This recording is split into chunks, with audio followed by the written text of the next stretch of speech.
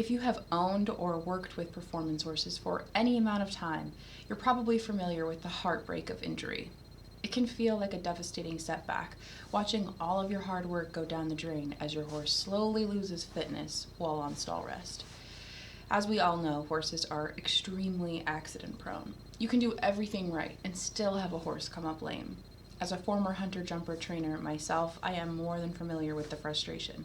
With 50 horses in the barn, it felt like someone was always coming back from an injury. It can feel like you're never going to get your equine partner back to where they were before the injury. But reconditioning performance horses is doable with an effective rehab plan, which will consist of 3 stages: stall rest, in hand, and returning to work.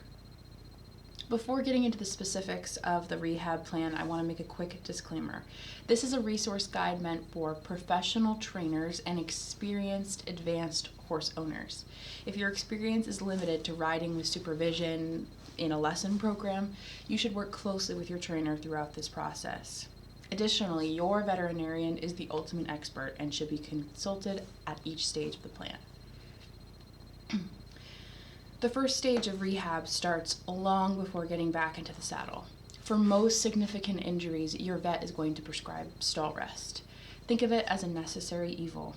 It is not natural for a horse to spend all of their time in a 12x12 box, but sometimes it just can't be avoided. But there are a few things you can do to make your horse as comfortable as possible while also putting them in the best position for rehab.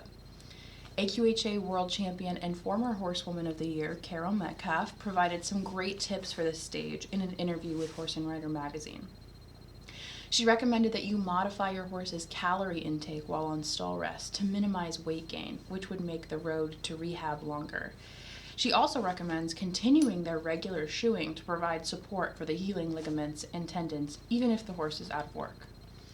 In addition to these tips, you may also want to consider some enrichment measures, such as stall toys, or transferring them to a stall with an outward-facing window so they can get some fresh air and mental stimulation. As with every stage of the rehab plan, patience is crucial. Do not consider moving on until your vet has assessed the horse and given the go-ahead for more movement. The next step is going to be in-hand work. When your vet has cleared your horse for walking, you can begin in hand. You will definitely get your steps in during this stage of rehab, as it is important that the horse's movement is carefully controlled by your handling. The horse is likely going to be feeling rowdy after so much time in the stall, so I highly recommend walking during quieter times of the day to avoid him getting riled up by other horses and the busy comings and goings of the barn. When you first start walking, you should start on stable footing, like in the arena, but with your vet's approval, you can eventually start walking outside and possibly even up and down gentle hills. The London School of Animal Osteopathy recommends that horses coming back from injuries be hand-walked 5 to 15 minutes twice a day for the first 30 days, depending on the severity of the injury, and eventually transitioning to 20 to 40-minute daily walks. It's important to note that your horse may look uncomfortable during this stage, but that does not mean you have to stop. As long as you have your vet's approval, it's okay to keep walking if the horse seems willing. Think about someone who's recovering from surgery in a hospital. When they first start walking, they'll probably require support and be in some pain, but it's still an important step in the process.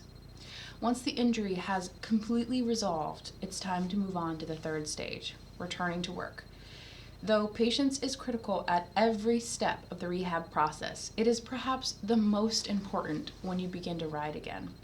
It's going to be exciting to finally start riding, but the margin of error at this stage is low. Your horse is likely to be extremely fresh, and just the feeling of the saddle might be enough to get him overexcited. It's going to be important to keep him under control to avoid re-injury while he is still out of shape. If he's acting particularly wild, it may even be necessary to administer a light sedative to ensure that he stays calm. Dr. Stephen Denton wrote in an article for the horse that he recommends a 3-month slow back-to-work schedule that begins with walking and gradually introduces trot sessions.